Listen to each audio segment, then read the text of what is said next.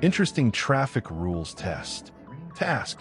In what order will the vehicles pass through the intersection in the situation shown in the picture? Answer options. 1. Truck, tram, white car. 2. Truck, white car, tram. 3. Tram, white car, truck. 4. White car, truck, tram. 5. Tram, truck, white car. 6. White car, tram, truck.